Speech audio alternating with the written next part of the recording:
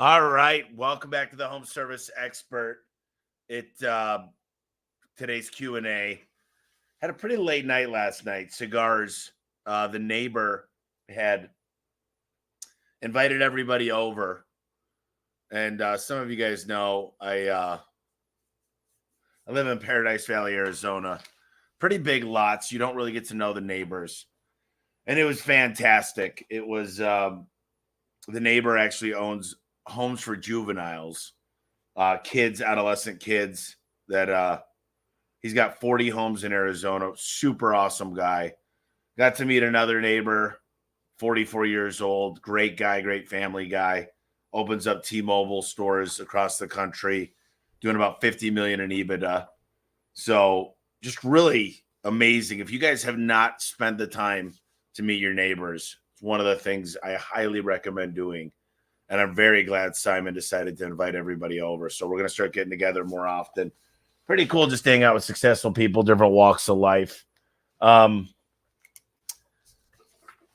new book is called Elevate. If you guys have not read it, I know a lot of companies have been really checking it out, listening to the Audible version, doing a book club with it.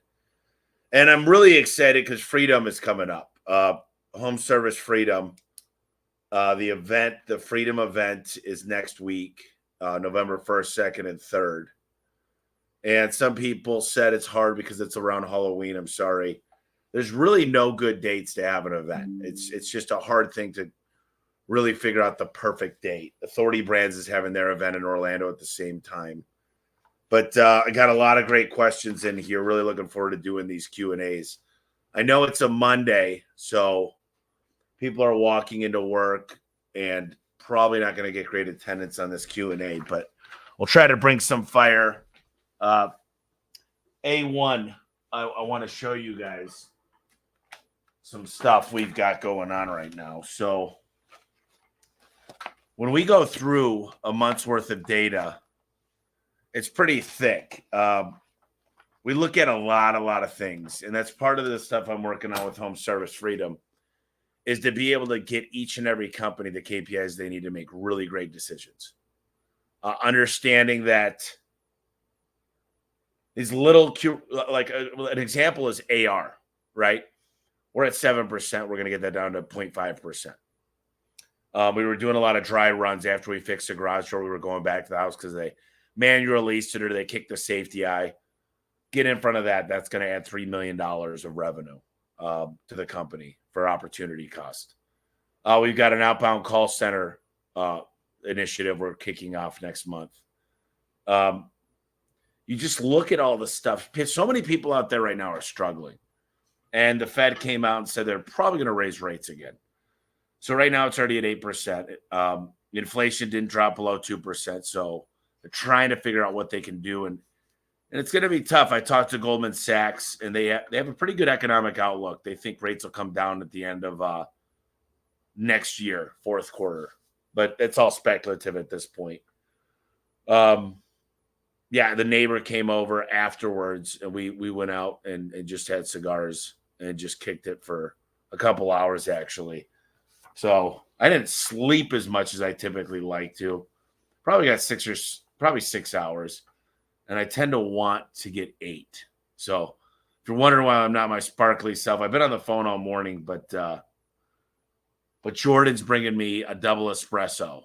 So I'll be coming back with it. So let's see. Tyler, appreciate you. Miguel said, "Hi, Tommy. You're doing such an amazing job. Thank you for all that you do. Please talk about bookkeeping for small business." Yeah, so I'll start there. Nobody that I've really met other than private equity guys does a fantastic job of of handling their books. A lot of people are just using a really ordinary bookkeeper. And my whole thing is it should be a fractional CFO that understands how to renegotiate your contracts with your vendors. They understand tax planning. They're talking to a CPA. They understand how to get you the numbers closed by the 10th of every month. Megan Likes does a great job. I've worked with Ellen Rohr. I've worked with her sister, Gail. Ultimately, one of the things we want to bring you in the Freedom Group in particular is I've got full-time people I've got 6 full-time people. All they do is work on this report all month. And it's crazy because we get so many answers from the reporting. There's so many things that we've self-corrected. And I think a lot of people that they've been happy at single-digit profitability, 8, 9, 10%. And I feel like you should be at 20, 25% when you're running on all cylinders and you're making the right decisions. So bookkeeping is an amazing thing, and it's an important thing. And you really need to spend some time on it. The reporting I really focus on, I really look at our balance sheet quite a bit. So there's 3 main things. I want to look at cash flow, balance sheet, income statement. But we dive into things market specific. We look at key metrics in the call center. What on this report I'm talking about, my operations meeting. We look at, we'll take a deep dive into marketing, cost per lead in a market. And we've got a whole project board. And it's one of the books I recommended. It's Come Up for Air by Nick Sonnenberg, Getting on the Right Technology. And then another great book that I just gave to my buddy Brian Burton is Come Up or Buy Back Your Time. Dan Mertel was just in my office last week, and he's going to be he should be on the podcast. It should be airing this week or next week.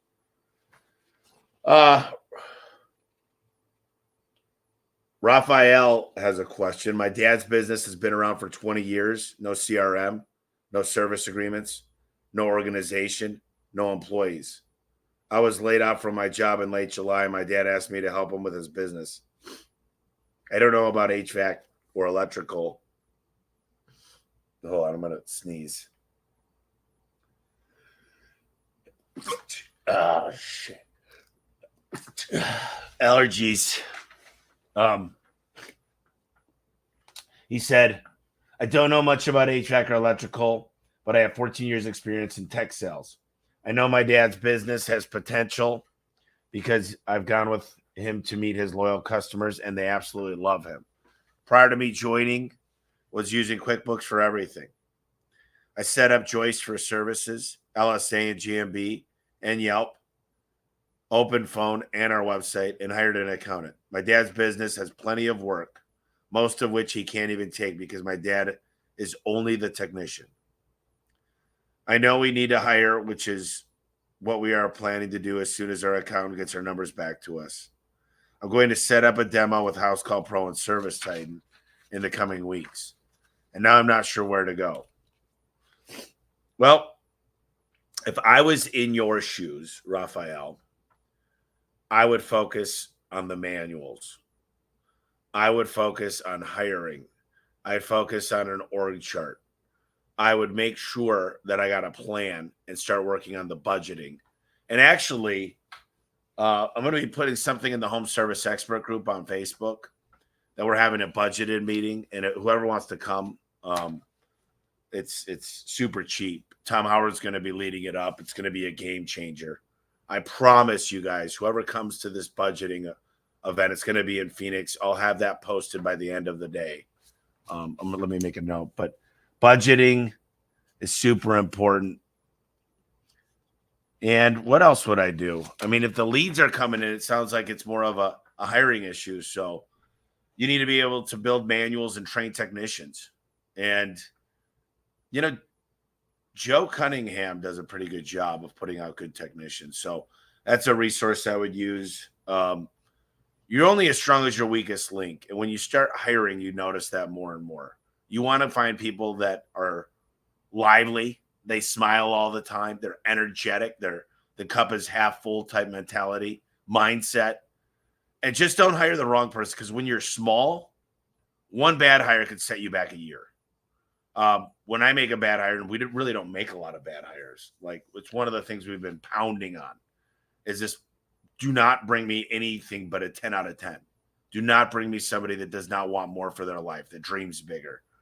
So, Raphael, I think getting organized, getting your numbers dialed in, getting an org chart, building your budget for next year, and the budget should work off of leads. How many leads can we get? What's our average ticket on those leads? What's our conversion rate? And how many of those are we booking? And that's how you build a budget. And you say, how many more leads do I think I could get in May? How many more leads do you think I could get in August?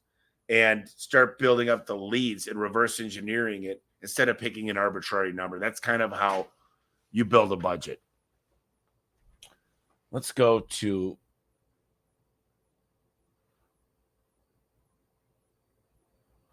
Raphael's on here. Since I started helping my dad with his HVAC biz, I started listening to your podcast, and it's been so helpful. I feel like I'm in over my head, but we're moving in the right direction. Just wanted to say hi. Well, that was for you, buddy. Hopefully that helps. Jeff K asked where you're located.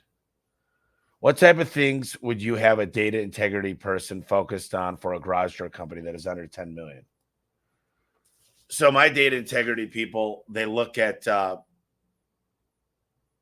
the biggest things they look at is each invoice. They make sure we actually built a tool that extracts all the data from Service Titan, and we're looking to make sure the signatures are there, all the pictures were there. They didn't skip any steps. We've got all the data. We've got the age of the equipment, and what we offered.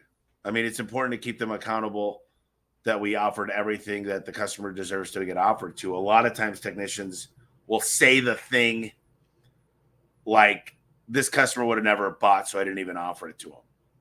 And that's just not fair. They made an assumption based on the customer's landscaping, or they said no to one thing. So getting on a system that you're checking to make sure we're offering everything. It was interesting. Brian Burton came to my house last night, Waste No Day podcast. He's a big guy in Authority Brands. And he said there was a study done, this was about 15 years ago, that 85% of salespeople don't ask for the sale. And if you guys know Joe Chris, our Uncle Joe, his major famous question he's known for is, what should we do? That's asking for the sale. It's showing different options and asking. And Brian says something a little bit differently. He says, I could have everything up and going here by the time the kids are home from school. Do you want me to go ahead and get started? And he shakes his head. And they both are effective. But I think more than ever right now, Jonathan Wisman came to my house. More than ever, people need to fix their sales game. They got to quit asking for more leads, continue to do marketing and try to get more leads, but make more with the ones you got in your four walls. And Jonathan Wisman, re-engaging with him, getting him helping again. He actually had us out to his house, and he said, I want things done cheap as possible. He was just kind of screwing with my guys to see how they would react. And my guys gave him the dog and pony show, told him everything, but said all the other guys get better jobs because he said who he was and that he's worked with us. And it just kind of pissed me off because he said they weren't dressed right. And then they didn't even ask about his second door. And that really bothers me because as a business owner and the founder, and I think we're one of the best run companies out there, just to know that he had a great experience. They ended up selling him more things, but it wasn't amazing. It wasn't over the top. And it's something where we're going to work on and we're going to get it dialed in.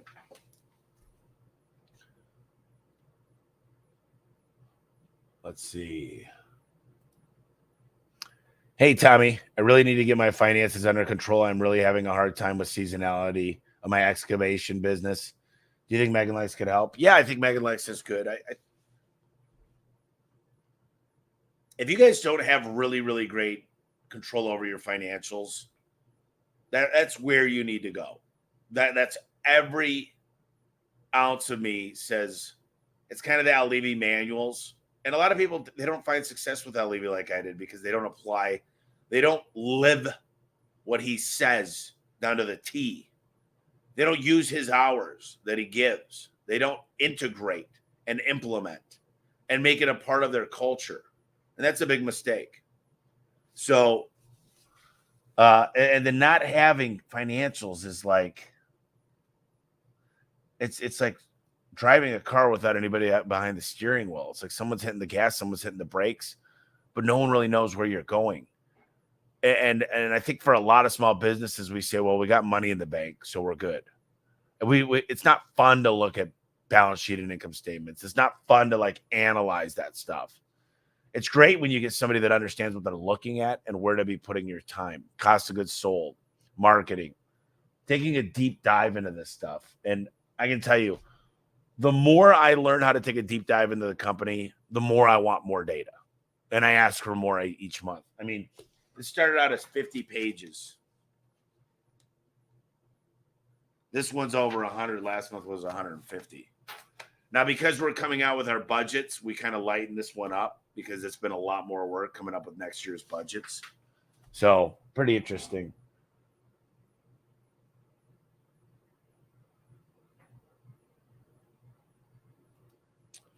How can I find my next key hire who I should recruit next in the restaurant business? Well, it's a great question. Who should I hire next and how do I find the next best person? What I tend to do is I tend to figure out what I hate doing the most. Where's the business? Where am I stepping into the most that I don't enjoy? And that's my next hire. Especially when I was a little bit smaller than we are today. So I would really focus on where can I buy back my time? And that starts with getting out an old spiral notebook. Hopefully it's a calendar. And you write down where you're spending a lot of your time. You're just making notes for about a month. And you highlight the ones that were productive and you highlight in a different color the ones that weren't. And you start delegating this stuff. Like, I don't look at my own email. I look at the important ones that come to me after they've been filtered. I really have gotten to the point where I don't do a whole lot of stuff that doesn't make sense for me. And that's what you should be doing. You should be saying, well, who's my next key hire to put more time for me to focus on the business? I have a client that is hoping to spend $10,000 to $20,000 wrapping their vehicles. How do I help them measure the ROI on this? We are in the moving industry in Indianapolis. So you're a moving company, Chris, that's got a client that's about to wrap a vehicle. I mean, listen, at the end of the day, if the wrap is done properly, it's a driving billboard, right? I mean, ROI, it really is hard to get attribution models for your vehicle, but your vehicle is the most important thing to wrap. I mean, and then the trick is put the wrap vehicle on the website. So it's, me and Dan just recorded a new podcast. It's not going to be coming out probably not in the next month. But what I can tell you guys is, if you're ever going to really, really be successful, having your logo and your wrap and your website branded and your yard signs and your Valpak and your Clipper magazine and the billboards, everything needs to feel the same. And I can't really, Dan has a bunch of studies. If you go on kickcharge.com, you can kind of see he spends a lot of time measuring ROI. And there's all kinds of facts on his website. So I would start there if you want reports and case studies. But there are a lot of stuff out there. I can just tell you, I was doing 40 million. Dan just made a post. It was 4 years ago. I was doing 40 million when I met Dan, and now we're about to do 200. And I don't think we could have done it without the new wraps, the clean wraps that look very, very good. That it's not so many people, they wrap their vehicles, they put everything they do, they put their phone numbers and websites, and it looks like shit. It really does. It doesn't really scream out what they do. And I think that it's a mistake. And I don't think you need to put everything you do on your wrap. If you do soft washing, you don't need to put that you do gutters and roofs and decks and concrete and garages. Don't put all that shit. No one cares. No one needs to know all that. Like, they know what you do. Hopefully the phone number is a phone number like 898-DOOR. That's one of our phone numbers. And if not, 844-A1 Garage is a good one because it kind of says the name of the company and the phone number. But it's not like a lot of people are going to call you from that. And if they do, they're just going to search you while they're there. So make sure it just has your brand. And I think the ROI, what does a good wrap do for your company?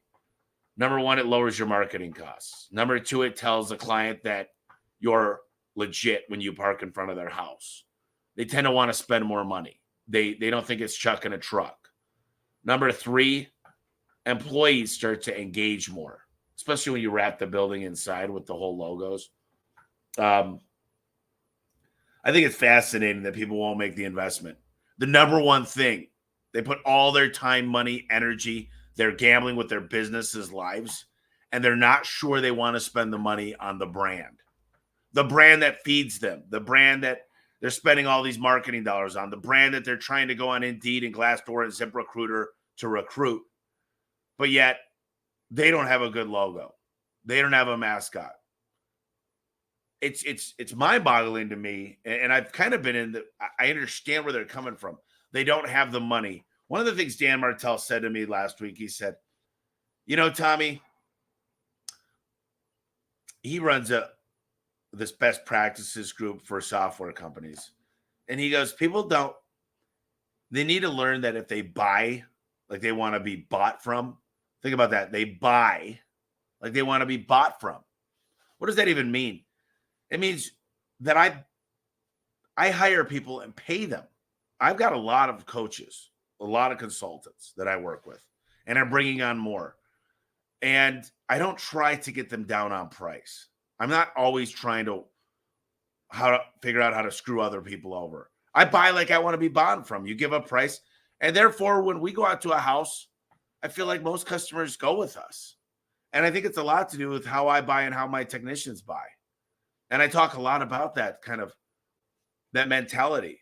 Is most people are so afraid to spend money. But they say, well, how come nobody will spend money with me? You know, I can't even sell an HVAC unit for 10 grand. You look at some of the companies I know, they're averaging over $30,000 for a 5-ton unit.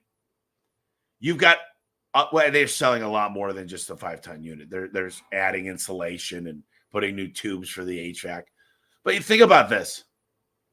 There's companies that can't sell for 10 grand.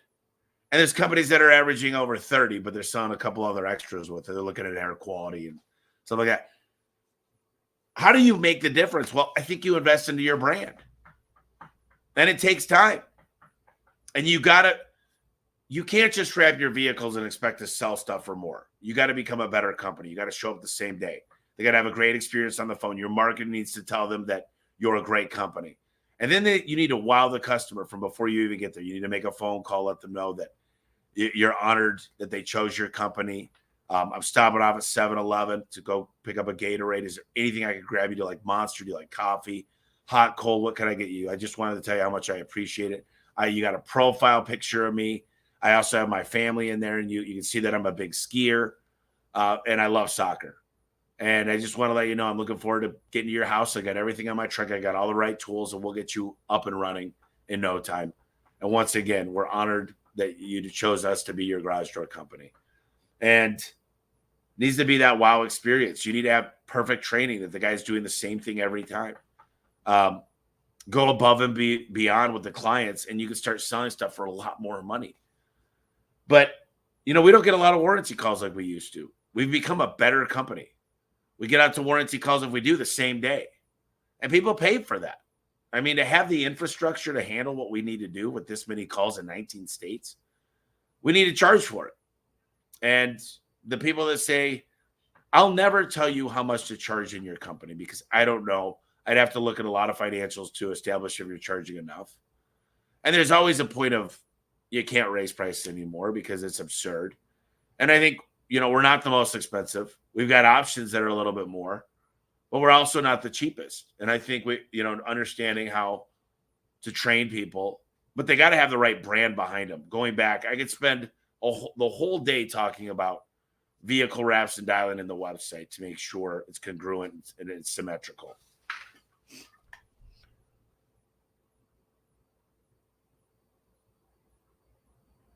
Let me see here.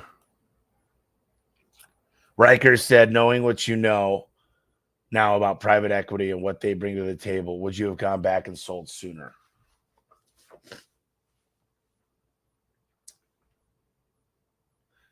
I don't think so. I think my timing happened to be impeccable.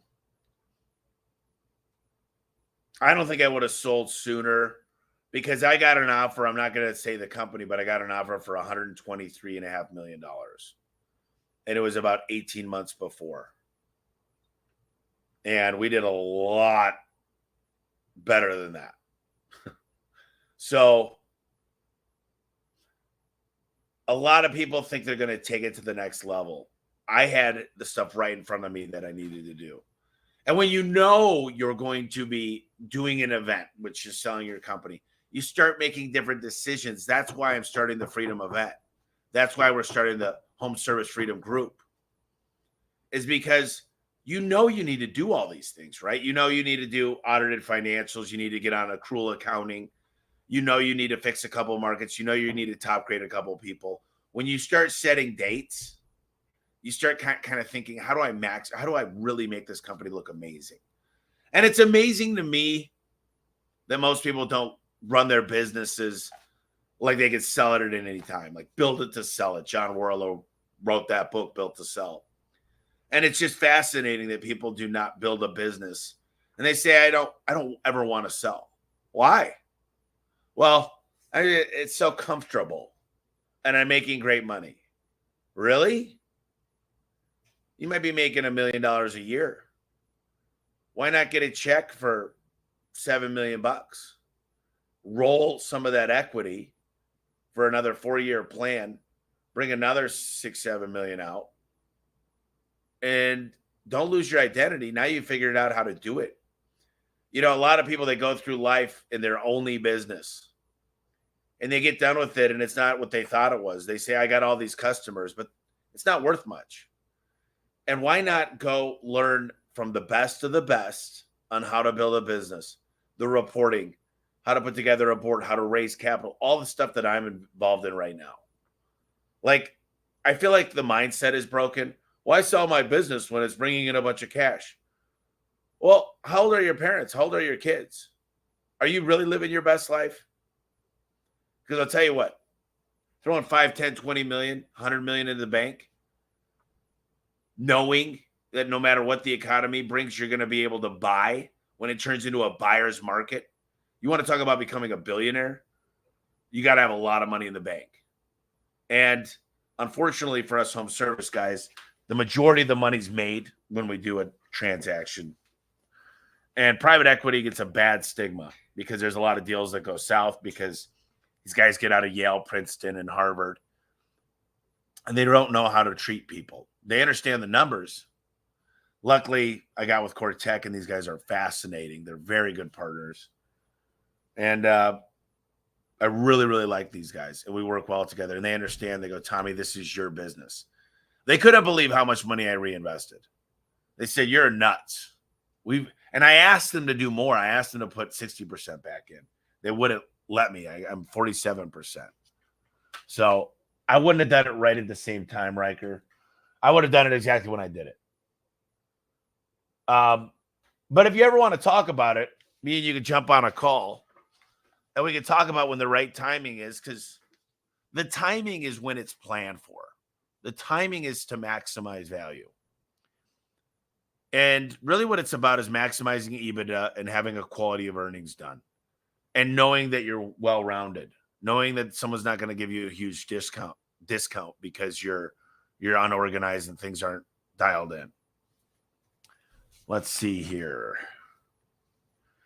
Lucas said, hey, Tommy, I'm 21 years old in Alberta, Canada. Started a garage door business 1.5 years ago. I have 2 trucks, 4 techs, and 2 subcontractors. A large commercial builder wants me to do a lot of their new commercial construction. This would take about 90% of our workload.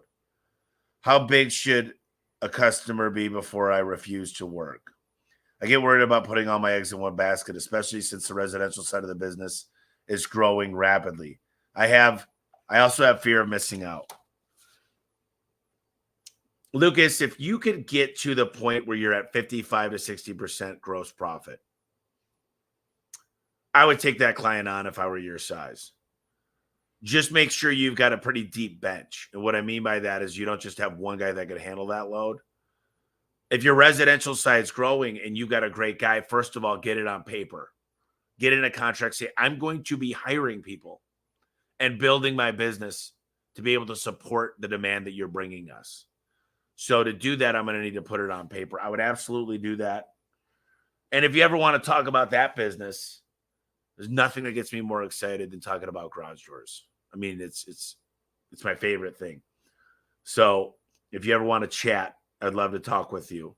And we could talk about how you're going to grow this business into a monster. And if you're ever looking to partner, what I love is I love people that are hungry, that realize that A1 is a great company that can pay. You know, a lot of people come to me and they say, man, once I hit $2 million of EBITDA, or once I hit 3 million, or once I hit 4 million of EBITDA. And I'm right here ready to go, and I'll help you get there. And if you don't want to sell, I don't care. I don't take it personal. I think you would really dig it. I think some people come in, and we've partnered with a lot of people, and it's not run like a small business. There's responsibilities, there's structure, there's delegation, there's different authority levels, there's meetings.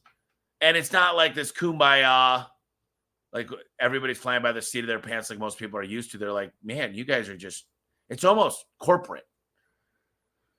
But that's how a big business should run. It shouldn't be firefighting all day. It should be super organized.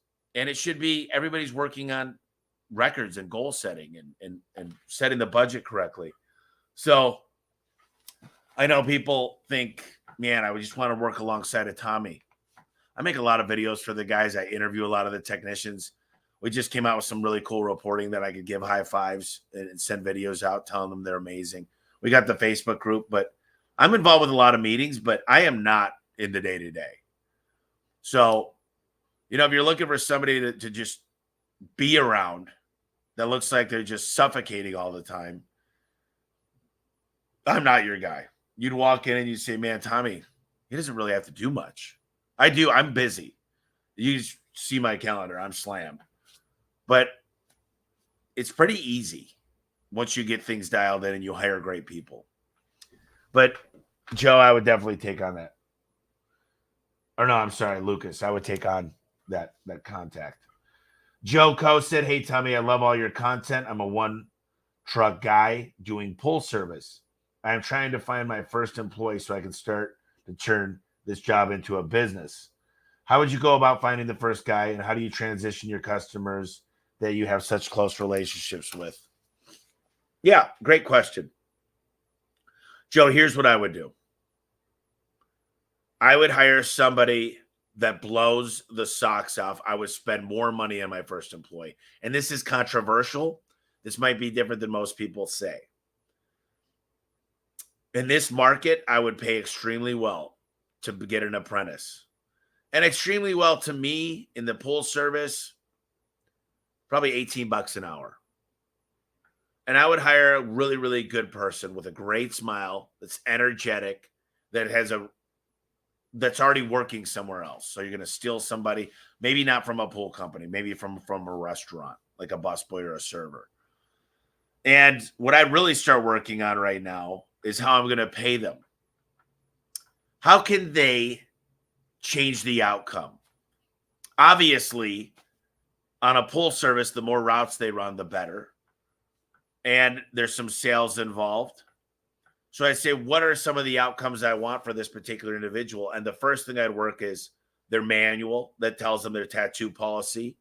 It tells them what happens if their truck breaks down, what happens if they run out of chlorine, what happens if the customer needs a new net. It's got every freaking detail on how to do their job. What happens if a pump goes out? What happens if there's a leak? Everything is documented, and I'd spend my time doing that. I'd also start recording myself doing it. I call it the Zoom method. Dan Martell calls it the camcorder method. And you start recording everything, and then you get those videos chopped down into, here's what happens when I go to the customer's house. And then the next step is going to be you going out doing it with them. And you showing them exactly how you want things done. And you document everything. You build checklists. You put it into the CRM. You should get pictures of verification. And then the next thing I would do is make sure these people have a close relationship with who you hire. Make sure that he wows them. Make sure he's got a personality. And make sure that he's very, very happy-go-lucky. To where when people meet him, they're like, wow, this guy's really cool. We really, really like this guy. We're glad he's the person you chose to be on our property doing our pools. Now, from there, they're going to get comfortable with him. And now you could go back into the office. And I would do that with the first 3 employees. And then what'll happen is one will be the clear, like 5 out of 5 stars, just really killing it with the clients. He'll be selling well. He'll be getting great reviews. He'll be not missing days. He'll be picking up shifts when you need him, 2 emergencies. And that's the person who'll become your trainer. And as the business grows, you'll start to develop a training center. You might even have a house at an HOA or a community pool that you tell the clients you're going to give them a discount because you're going to use that as a training pool.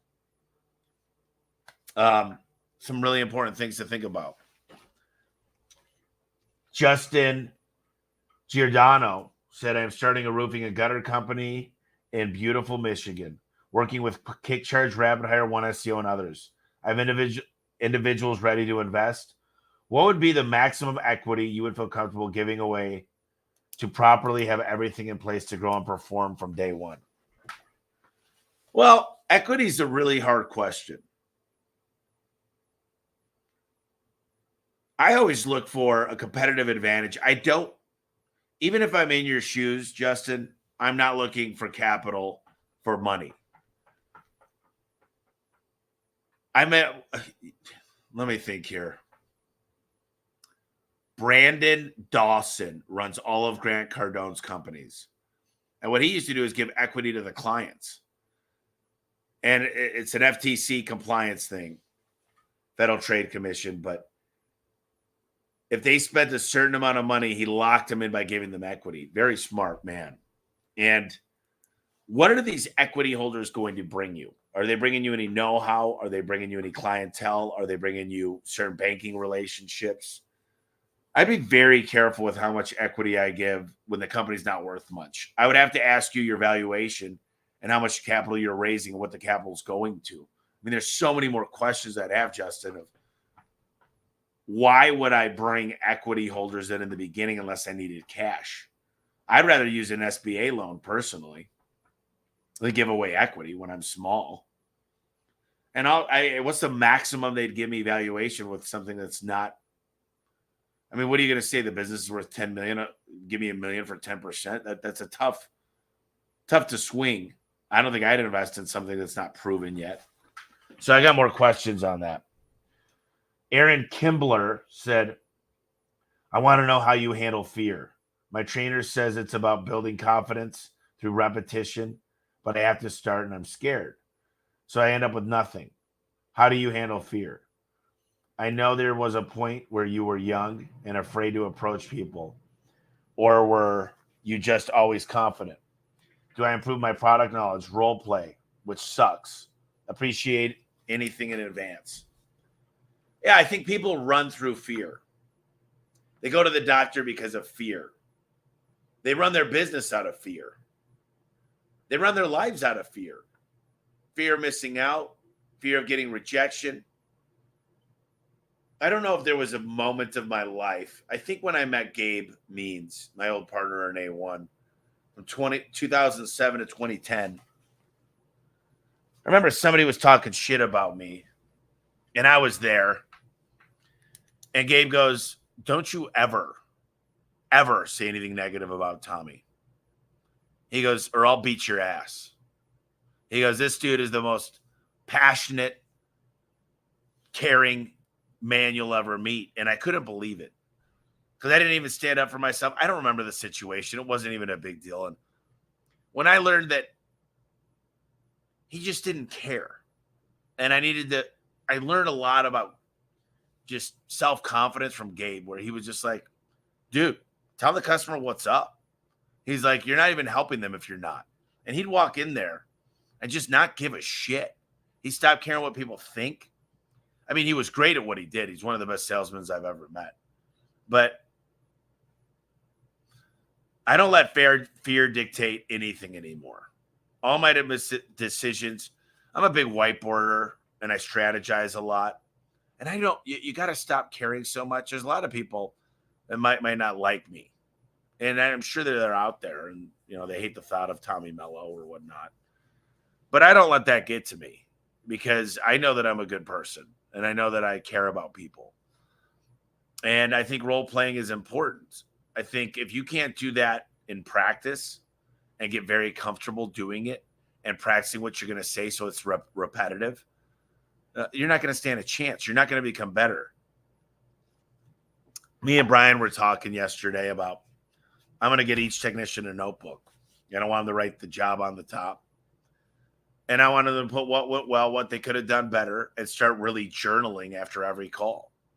And really reflecting at that call and spending 20 minutes filling it out, saying I tried this, I did this. You know what really works at the gym is when you keep a log and you know how much you're lifting and you go up every single week. And the same thing should be in business. So start taking notes and reflecting more and getting very comfortable. And just, I don't worry as much about what people think. So I think that's the best advice I could give. Trent Jackson said, at what point is the territory saturated to where, regardless of your marketing, you aren't going to gain any more revenue? Is there a number? Yeah, generally people say 20%. If you own 20% of the market share. And I'm going to post a video that explains how that works, how you could kind of reverse engineer market share. I'll put that in Home Service Freedom. Tom Howard at Vertical Track talked about it at one of my events and broke it down. But I'd say very few businesses, Parker and Sons will do $280 million this year. They do HVAC, plumbing, electrical, water quality, air quality. They do some man cave stuff. But are you doing $280 million? I doubt it. So I doubt you're anywhere near where you've hit a penetration level. And here's the other thing that no one really talks about is when you're innovative, you could actually come up with new ideas to create demand where demand never existed. Like before an iPhone came out, no one wanted a touchscreen phone. They didn't think it would work. BlackBerry, if you guys ever watched that documentary, fantastic documentary. I believe it's on Amazon. They didn't think that anybody was going to like having a phone that's a touchscreen. So I think sometimes you could build products that create new demand. Roy said, do you buy or lease your vehicles and why? I've heard private equity groups lease more than buy. Is it just to minimize surprise repairs and keep a more predictable P&L? Or is there a tax code benefit that most of us just don't take advantage of? I don't understand why it makes sense for us to lease, but I know there are people smarter than me that do it. So I lease. What happens is you do a lease program, and we use Enterprise, and you could buy it after 5 years for $5. But I could, because it's a lease to own, it's much better on cash flow. You could accelerate this year. You could accelerate the depreciation 80%. But when you buy, the intent is never to sell. It's to drive them into the road. I replace my vehicles usually at 100,000 miles or after 4 to 5 years. I want new things on the road, and I buy the plan that covers everything except for like tires and windshields. So it's got all the hard parts, the transmission and the engine. And when something goes wrong, it's just covered. They replace it. They put the new parts in. And there's a couple of things they don't cover, but it's got roadside assistance, all that stuff. And the mentality from the technician is just they're driving something that's newer. And they might drive it for 3 or 4 years and we'll replace it for them. And they'll get into something new because the wraps get old. They get sun damage. The vehicles start looking a little beat up. And then I layer all of them with plastic, like to protect from dents. And then we resell them. And there's a shelf. If you looked at a graph, there's a perfect time when it's still worth a lot of money. So I trade it in for like 20 grand. I get the 20 grand towards the 50,000 and the lease payments go down a little bit. So I'm always replacing them. And when I was smaller, I used to think I'll just buy used trucks. I'll wrap them. I'll make them look good. And then when I had hired Rapid Hire, the number one question was, do you guys have new trucks? And after seeing my top guys get broken down and the customer not having a uniform truck where I could take pictures and it's all uniform, it's like, I think it's much more advantageous to lease, to own, buy it off, sell it, take that money you profited and roll that into the new truck. That's the way we do it. Probably not the best answer, and my CFO would give a much better answer. So I'll get that. I'll go ahead and I'll have him and I post about why we do that under the group. So look at the home service expert group later. Mike said, what are the top things you do to prepare your company for a sale or partnership? So you do your own internal quality of earnings. I would get an audit, make sure my financials are tip-top shape, all in accrual accounting. What else would I do? I'd make sure there's manuals and standard operating procedures for everything and make sure that my place is pristine, it's organized, there's processes. I would I'd make sure to trim all the fat. There's non-performing people. I'd work on getting their will to where they're motivated to get better here in the next month. Or I'd see them on their way and give them an opportunity to go work for one of my competitors. But I'd make sure my org chart, my business, my 3-year plan is dialed in. And when you're going to partner with somebody, there's going to be a lot of questions. So think through everything that they're going to ask. What happens if there's a huge depression? You know, you just work through everything and make sure it's all written down. What we did is we did a CIP. And if you look up what a CIP is, it was about 40 pages and it was super organized with everything from soup to nuts. It was like the highlights of our company, why we're different, the market cap. We paid $600,000 from a market study done on the market cap of garage doors from Parthenon. So depending on how much you're trying to get, Mike, and we can talk a lot about this. If you want to reach out to me, we could do a little recording and kind of go through what's on your mind and what you're going through. Chris said, when looking to purchase another company, what do you look for? Company culture, numbers, whether or not they are used to training. You know, when I buy a company, unlike 99.9% of other businesses, I'm paying attention to not as much their balance sheet and income statement. I want to know what their KPIs are. And you guys have heard me say this. I want to know how many calls they're getting a day. How many of those, what are they booking? What is their conversion rate when they show up to the home, and what's their average ticket? And if they're not spending a lot of money on marketing, it's great because they're getting a ton of calls. So I look at it as a marketing source. Now, I want to look at each individual person, and I want to know what they do. And I want to talk to the owner and management and say, what do you like best? Where does this guy need the most help? And some of them are a fit for A1. 99% of the people make it through our training and stay at A1, and they're great. Some people just don't want to go through the change. They're not ready. They hate change too much. They're like, I don't want to be organized. I don't want to go work for a company that's going to have meetings every week. I hate meetings. They're literally, they kind of force themselves out. But one of the things that really helps, Chris, for a company that I'm looking to purchase is that they join in Garage Door Freedom, because they'll start getting their service dialed in. They'll start understanding how the truck should be set up. They'll start investing in their training. They'll start understanding their chart of accounts and how it should roll into QuickBooks. And they'll start understanding processes. And that's why, I mean, listen, anybody in Garage Door Freedom that ever wants to sell, they know they've got a buyer. I'm in because they've invested in themselves. It doesn't mean they have to sell. Some of them might, some of them won't, some of them might not. Just know they know that I'm here ready to go because they do a fantastic job. They figured out performance pay with us. They figured out how to set up a training center. They know how to recruit. Most of the companies doing really, really well that are in Garage Door Freedom. That's why we're starting Home Service Freedom, is because I just had people showing up from Vertical Track that were plumbers and house cleaners and all kinds of different walks of life. And I said, man, I better open this up to everybody. I'm going to go over today.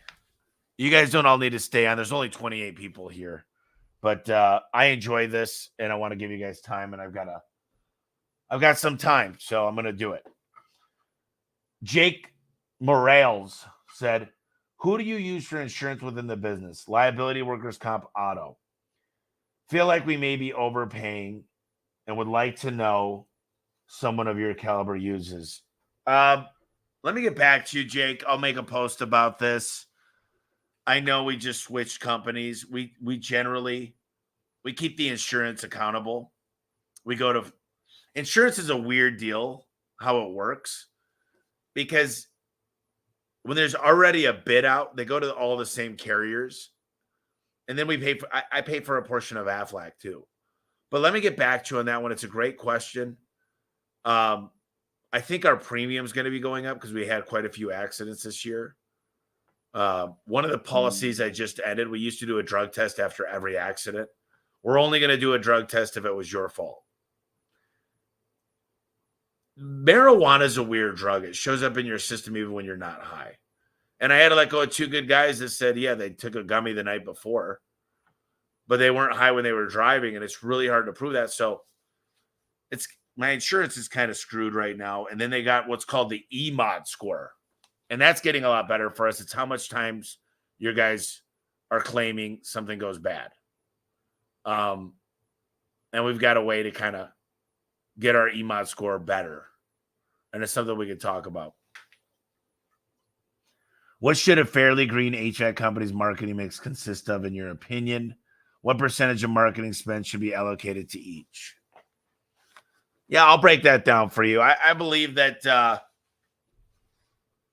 a smaller HVAC company, if it were me,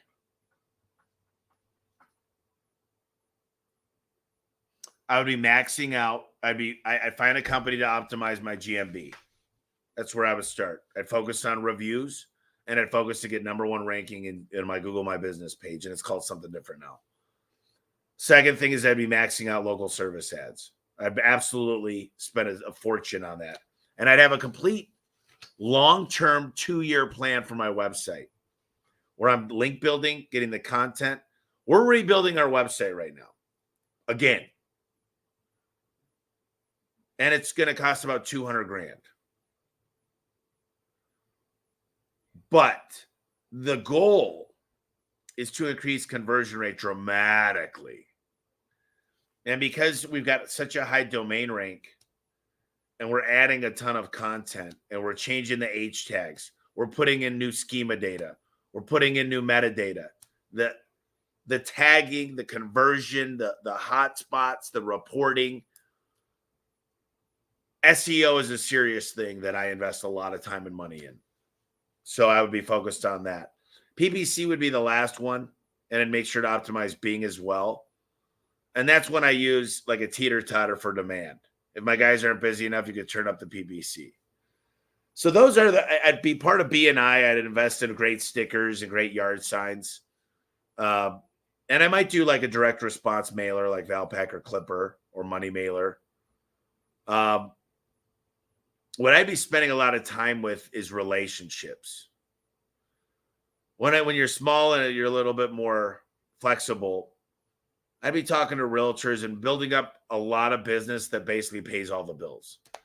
I'd really be focused on relationships, and that's more of a time commitment.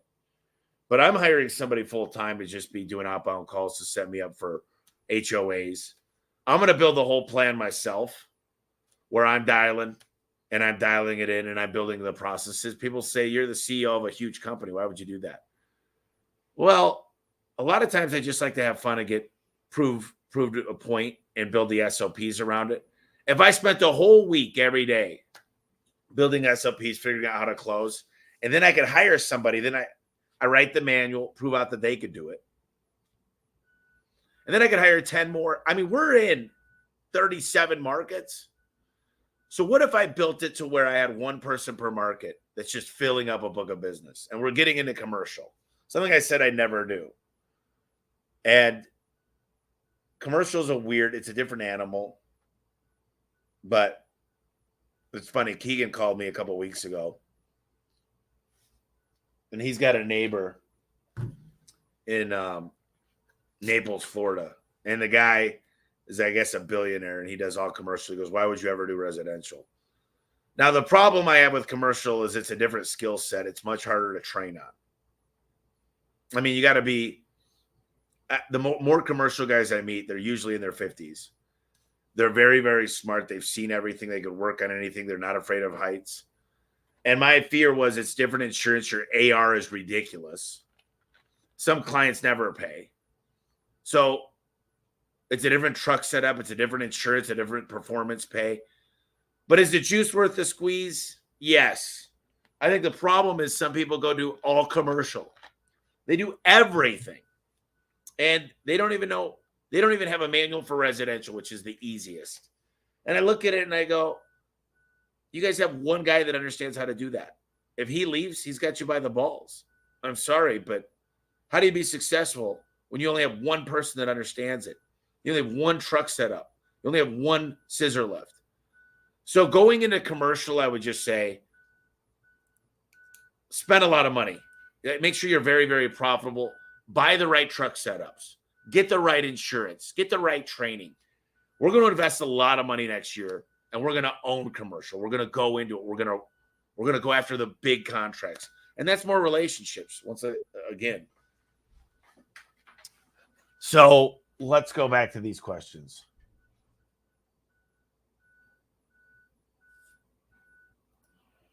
What types of things are your torch team doing for technicians on site? How do you encourage techs to utilize this resource?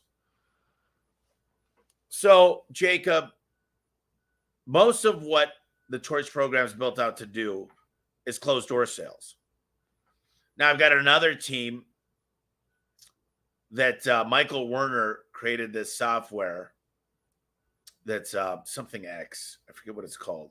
But allows us to virtually work with clients when they get warranty calls. But I would tell you that the majority of what they do is they're there to, and now I have a dispatcher sitting in the middle of the relationship with a torch member.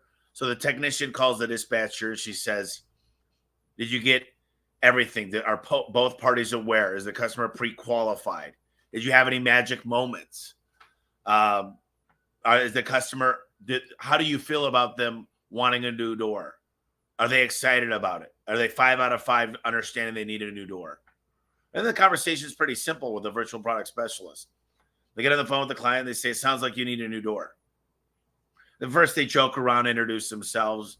And hopefully the customer says, yeah, sounds like I do. And then you go through and say, I'm going to give you about 6 options. I'm going to go through each one of them pretty quickly. And then you can pick one you like. And that's basically it. I mean, our job is to build a rapport. The job is to be on the phone call 15, 20 minutes, make the sale. And trust me, everybody's out there right now, every coach in every single company saying, oh, yeah, we're going to do what you guys do. It took 3 years to build this program. It's not easy. Anybody that thinks closing over the phone and setting up a closing team is easy, to make it uber successful, it's not easy. I'll just say that. Because you got to work on the technicians more than you got to work on the torch person. It's complicated. Riker said Chris Borink put a call track number on there and track the type and amount of leads. Yeah, obviously get a call tracking number, but I mean, once again, the point of marketing on a billboard is never to figure out attribution. I don't put my phone numbers or website on my billboards. All I'm trying to do is get people to notice my company. Let me ask you guys a question. If I was to give you $1 million for every blue car today you saw, not in your parking lot, not someone you know that is a coworker that has a blue car, but every blue car that you pass today, can you come up with every blue car for $1 million each? I mean, you could rack your brain, but you probably wouldn't be able to recollect every blue car. And that's the whole thing, is we've got this brain of ours that needs to basically delete almost everything. You don't even know how many stop signs you stopped at today. Our brain is just wired to not focus on everything. So you got to stand out. And you want to be the person that repetitively, they see the sign. They don't know they saw it, but they know when they look up broken garage door or garage door repair, they'll be like, yeah, A1, I've seen them. I know them. I've seen them in my neighborhood. I've seen their billboards. They're a reputable company. So your job is not to get attribution for your vehicles. We've proven out it paid for itself over and over. And trust me, I've got call tracking numbers on everything. But if you're like, someone might tell you in 6 months, I'm just not getting enough phone calls that pays for the wrap. That would be the dumbest thing in the world, because they're actually getting way more phone calls. What will happen when you get more of your vehicles wrapped and you get more billboards and you don't have phone numbers or maybe not even websites on them?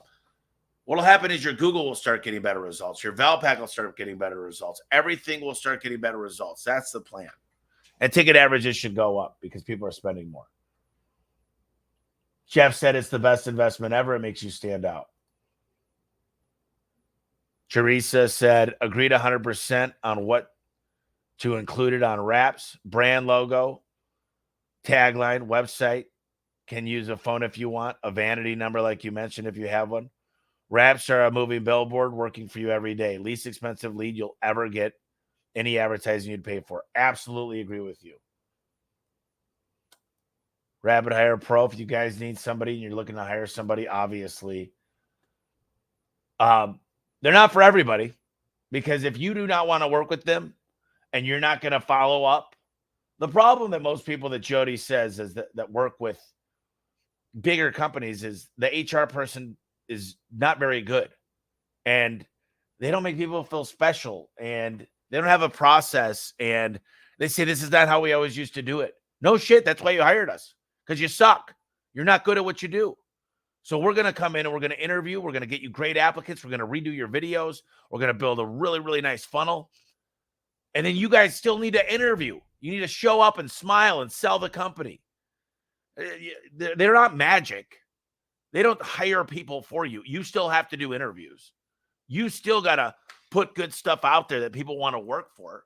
You still got to get a 401k and medical and do PTO.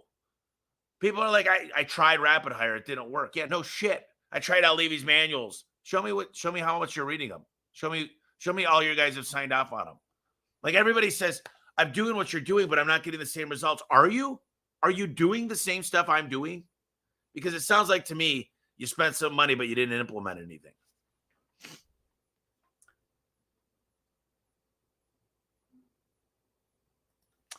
I am buying a small company, 1.2 million. I have a plan to get to 10 million first year growth. Done through sales and processes. What are the immediate pitfalls to look for? So the immediate thing is you want to go from 1.2 million to 10 million. Sounds like to me you want to spend a lot of money. And that type of growth, one really bad decision could set you back dramatically.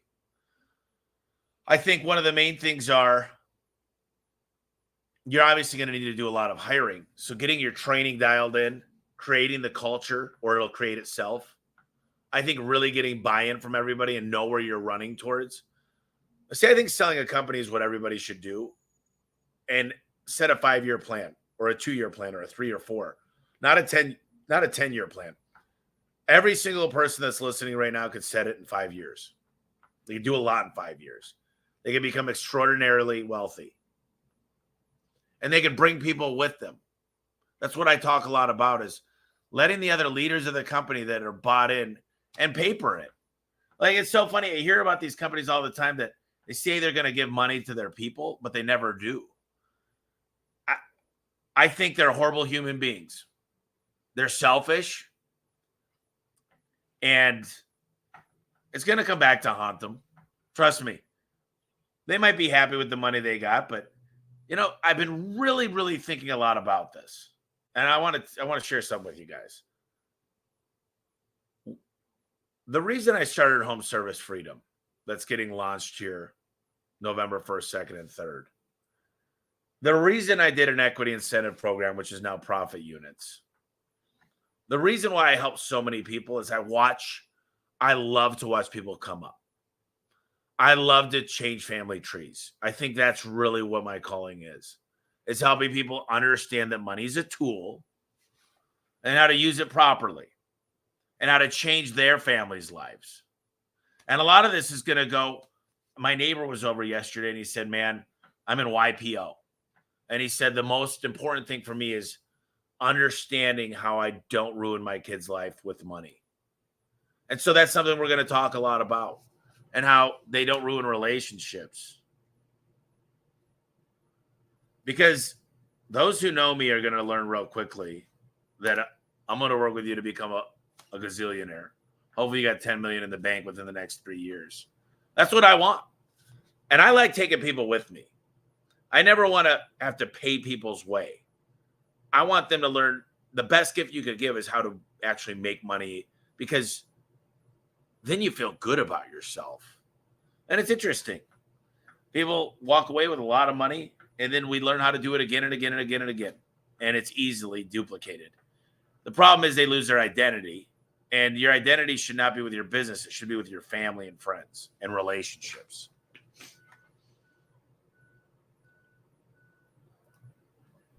Hey, Tommy. Chris here with Service Plumbing. Can you share details about performance pay, specifically percentages and hourly amounts? Can't wait to meet you in Orlando. Chris, yeah, let's talk about that. The things that work for me is I take the parts cost out and I do 15, 17, and 19% of the ticket. And the scorecards look at a lot of things, warranty calls. They look at customer satisfaction. They look at global overall sales. It looks at service to sales, pre-financing, and service agreements, and ticket averages. So we've got this whole scorecard, and you move up to 17 by getting $500,000 of sales. Then you get to $1 million, you get 19. But you won't make it long at the company if you're getting a lot of warranty calls and bad customer satisfaction. Now, that's on service. On door sales, it's 8, 9, or 10%. And the door sales are paid on, the installers get paid basically for sold hours. So it's a different type of pay. And they can also sell upsells, and they make a higher percentage because they're out there with the stuff, so they make more. So hopefully that answers some of your questions. I'm going to get into a lot more detail at the event, which you're gonna learn a lot. Roger, I appreciate it, brother. Tommy, I met you online and would like to know how I can get 30 minutes one-on-one regarding my startup strategy. Jeff, if you want, you can email me at a1leadmanager@gmail, and my assistant will get it and book a time. She's going to ask a bunch of questions. We've been really working on how we could share when I do content with everybody, because a lot of people have the same questions. If you got any questions, you can go to homeserviceexpert.com/questions. And if you want to order my book, it's elevateandwin.com, and it comes with a bunch of amazing stuff. Definitely recommend Elevate and Win.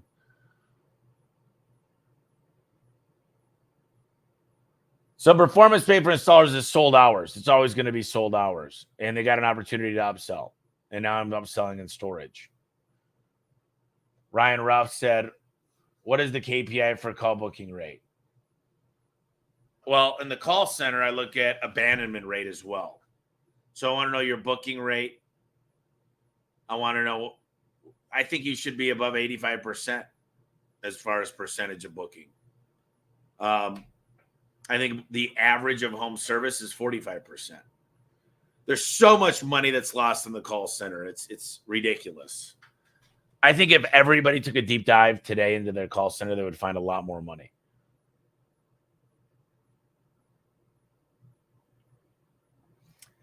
Have you ever considered using canvassers instead of traditional marketing? Yeah, I have a door-to-door team. Lenny Gray runs it. And Lenny and I are going to continue to work on it. And my goal is to start making a profit on door-to-door. Got a lot of things in the works going into next quarter, Q1. And my goal is to have 100 guys in each market knocking on doors, putting stickers, selling storage, selling MyQ. And once I get that dialed, it's been 3 years in the making. We're going to go in and take over markets because we're going to be putting our sticker over the tops of everybody else's. Over the course of a couple of years of doing that in a market, with getting great reviews from Google, it's a game changer. I mean, no one's going to be able to compete. So, yes, I agree. Canvassers are fantastic. What's up, Tommy? Love your content. Just got my HVAC license. I want to start a company. How should I start? I'm still at another company. I'm 24. Well, first of all, save 100 grand. Start stocking the money. Build your credit. Start an LLC. Start building your business credit. Get a business plan together. And I know it sounds cliche, and it sounds like, yeah, business plan. It really is important. I would start lining up an SBA loan. And the best way to start, save your money, and then I would say, listen, I go talk to the owner of your current company. I say, I want to start a business in 6 months. Now, understand that he might be willing to fire you right then. So get your money saved, have your LLC formed, have your EIN number originated. Start thinking about the business name, the wrap, how you're going to get your first vehicles, understand your insurance. All this goes into a business plan. What are your first campaigns going to be? What B&I group are you going to join? All these things. And then what I would do is just, once you got all this stuff established, I'd go talk to the owner. And he might say, hey, man, listen, work for me for another 6 months. And I'll tell you what, I'll give you an opportunity to make way more money. I had a guy recently come up to me and said, I'm thinking about starting my own business. I said, great. I'm all about it. I said, how about you stay for another year? You get equity in the business, and then you stay through 2026. Now, here's what I'll offer you. I'll give you 8% of every lead you get. You're going to get a couple $100 grand in equity if you make Pinnacle trip next year. I said, you want to start a business. You don't even know if you know how to self-promote. Let's just use A1 as a test case. So what if you're lining up, 50 grand a month? I'd say it's a pretty good start. We'll help you learn how to do marketing. We'll help you build relationships. Might as well test it out with us. And if you don't want to, you call me anytime. I'll help you get the business up and going. You'll be my competitor. Maybe I'll buy you out in the future. I don't care. I want your life to be enhanced to the fullest. But what I'm offering you makes a lot more sense, considering you're not a very talkative guy. You don't really know how an LLC is formed. You don't understand EIN. You don't understand insurance. So why don't you become an entrepreneur? You work under me, and then we'll help you establish these skills and get the business plan together. And in 2026, if you want to, and you're not making enough money, go do your own thing. It's not that far away. And now you'll have $500,000 to mess with, because you're going to save your money. You're going to put in your 401k. You're going to make it to Pinnacle the next couple of years. And, you're just going to make capital gains on that, which is not ordinary income. So you'll make more money with me. And then if you make that 8%, let's just say you get to the point where you're selling $1 million a year. 8% of that's an extra 80 grand. And you don't even need to be the guy doing the work. So I gave him a pretty good opportunity.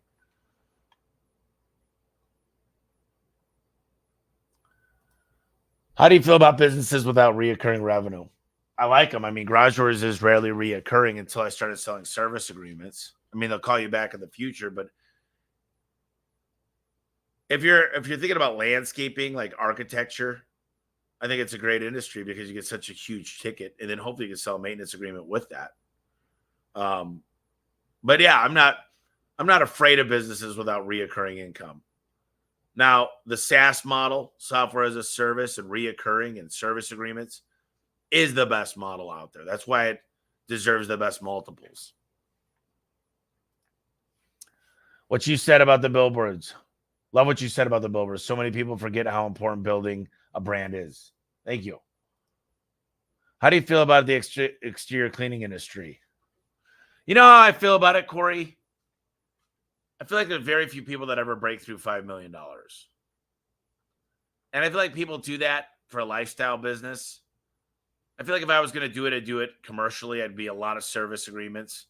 I do hard stuff. And what I would do if I was in that business is I would look at all the aluminum siding. I would look at all the decks, all the wood treatments, all the gutters, all the roof, and I'd find out their warranty plans. And I'd go through neighborhoods of builders and I'd say, just to let you know, your warranty's void if I don't do this work. And this roof is going to cost you $30,000. I could save you between your aluminum siding or your stucco and your deck, and we'll do a clear coat on this. And I would raise the ticket average and build it into a necessity. And I would get it all through service agreements so that I could have expected income coming in. And as I build this out, it would deserve a better multiple. And what I would do in that business, the problem is your average ticket will never be what HVAC and roofing is, right? So I'd build a good business of reoccurring income, and then I'd sell it. I'd get a 12X probably. I'd build it into a $10 million EBITDA company and get a 12X because it's all reoccurring. And I might even, if I was going to build a franchise, I would probably build it in that industry. And the thing is about a franchise, you got to have every single system. You got to have the website, the marketing, the call bookings, the training, the recruiting. It should be the CRM that's all decked out. The only reason to start a franchise is if you want to scale quickly and have great business owners that have experience. If I started a franchise, 1 out of every 10 people would make it through my screening process. I would not sell franchises just to scale. I would sell with the right owners. The franchisees would be very, very, very smart. And they'd be very good at business. And they'd pay a hefty amount to get in because I'm giving them a business in a box. And they're going to have a lot of responsibilities. And I'm going to have a lot of rights. Most people start a franchise because they go, well, I get 6% reoccurring, and I'll just sell it to any, jackass that wants to buy into it. And then they realize how much they screwed up. And they realize, man, this guy's giving us a bad name. And man, this is taking more time than I thought. So franchise models are great, but most people don't think they're like, I got something pretty good. I'm bringing in $800,000 a year profit. It's not worthy of a franchise. You need to prove that out in 4 markets. So be careful what you wish for.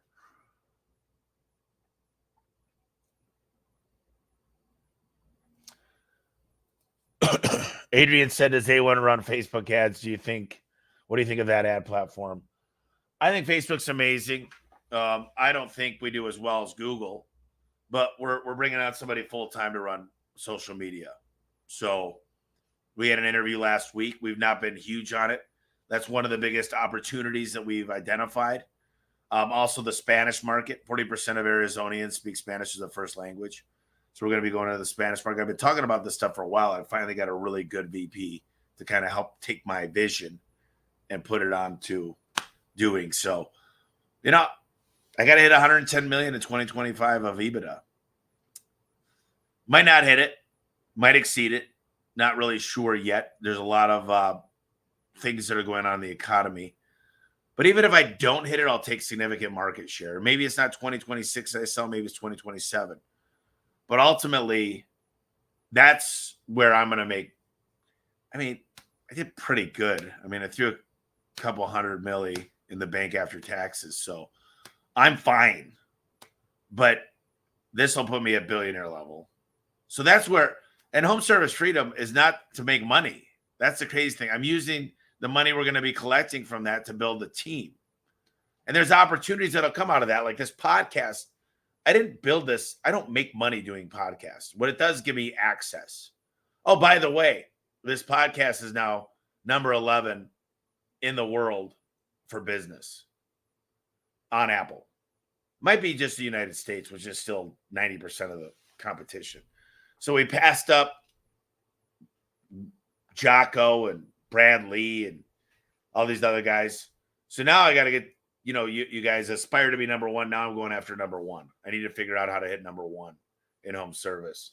So that's the plan is not home service in business. And so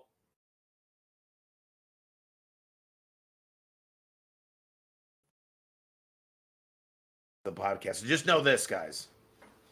I think a podcast is pretty cool. I enjoy it. But just know I'm bringing a whole new fire to this podcast. It's going to be done 10 times better. And I want you guys, I think it's a good podcast. but it's not great. And I think it could be great. And so we're going to treat the podcast like it should be treated. And we're going to make sure to get the guests prepared. We're going to make sure that you guys have a lot of takeaways and notes. We're going to make sure that we reference books to give you the ability to get the books, just with links. We're going to make sure that we bring on guests that'll change your business. And that's the plan. I think we've done a great job up to this point, but I'm never satisfied. I think there's a lot more work to do. And I want to bring you guys the best of the best. I want you to make an impact in your life, your business, your family's life, your employees' lives. That's what I want. I want legacy now. So the money will come. I'm not worried. A1 is my money. People ask how much you get paid to get speaking. Sometimes people give me $25,000 to go speak at an event. But I don't need to make my money from speaking. I like just sharing my story, my thoughts, my KPI-driven processes. So money is not the end-all, be-all. I love doing events in Phoenix because I don't have to go anywhere. For me, there's an opportunity cost of going to an event. So if it's a big event, I like to be at those events. And I like to meet people. And I like to talk about the podcast. And I like to get people on the podcast. And so hopefully you guys continue to ask questions. Remember, homeserviceexpert.com/questions. The more the merrier. I'm going to post some stuff later about insurance. We're going to post about the vehicles, and I'm going to post about taking market share. So just look for those on the Home Service Expert page. I'll make sure they get done. And thank you for tuning in. I appreciate it. Let me see this one. Just finished listening to the podcast with Grant Cardone. Love what you say and how you say it. All is true and inspiring. How do we hire the best employees, A players, if we're not making profit now? Well, if you're not making a profit, it's because you don't have A players. There's a lot to unpack there, but think about it. Either you're not priced right, your conversion rate's off, your booking rate's off, and your service ticket's not averaging what it should do. I think you gotta get good at what you're doing. If you're not profitable, it's because you've got the wrong people and you're not working on the business. And you're probably walking in on a Monday saying a lot of shit going on, lots of emails to catch up on, lots of crap. You don't know exactly what you should be doing today to make the company profitable. And that's the scary thing. When we walk out of these meetings, the 100 slides, all this information, and you go through and look at this, just look at all these details that some of you guys are listening that might not have access, but look at all this data, all in red and green, and different bar charts, line graphs, Gantt charts. I mean, there's something in your business that we need to find out and make it profitable. Hi, Tommy. I've been watching your content for a while now. The podcast with Frank DeMarco the other day was terrific. I'm a marketer, and I have a product that could definitely help you get that 110 million. I would like to ask how you prefer I approach your marketing team to introduce our system. Well, send me an email, A1 Lead Manager. We'll book a time. I'll get you with Robert and Chase. And depending on what the product is, I'll get you with the right person in the company. And we're always glad to look at things. I mean, that's what's nice about this podcast as well, is people come to me and they know we're a big business that adopts things, and we're usually the one to beta and alpha test different products. And if we believe in it, we'll do it, and we'll get behind you on the product and see what you guys are doing. Anytime someone has anything to do with marketing, I'm usually involved. We just signed. We're sponsoring the Knights hockey team, and it's a pretty big opportunity. It's $350,000 a year, but we get access to their social media. We're getting a backlink from their website. We're getting all the seats at the game. We're having our mascot going to be at the games with a Tommy figure, caricature. And we're going to make a lot out of it. We're going to have a lot of gamification and a lot of fun things. And we're going to blast this all over the radio. And if this works with the Las Vegas Knights, we're going to do 5 other sponsorships. It's going to blow a couple $1 million on sponsorships probably next year. We're going to know a lot more about it towards the spring. But those are things that you look at Ishmael. Ishmael was sponsoring the baseball league. But you got to understand how those things work. You can't just pay for a sponsorship and expect it to have a good ROI. So, anyways, I've been talking a lot here, guys. It's Monday. I'm going to let you guys get back to work. I hope you make it a great day. I will post more into the group. If you guys got more questions, try to post pictures, videos, questions, a selfie asking the question. The more context I could get, the better. And I hope you guys have a wonderful week. I love these Q&As, and I appreciate you guys listening. Thank you guys for making the podcast so extremely valuable and rank so well. The more reviews we get, if you enjoy something, put a detailed message, like it, bookmark it, all that great stuff. We appreciate you doing all that you do and being part of these. Any feedback is always welcome. And make it a great week. Finish out the month strong. We'll see you guys later.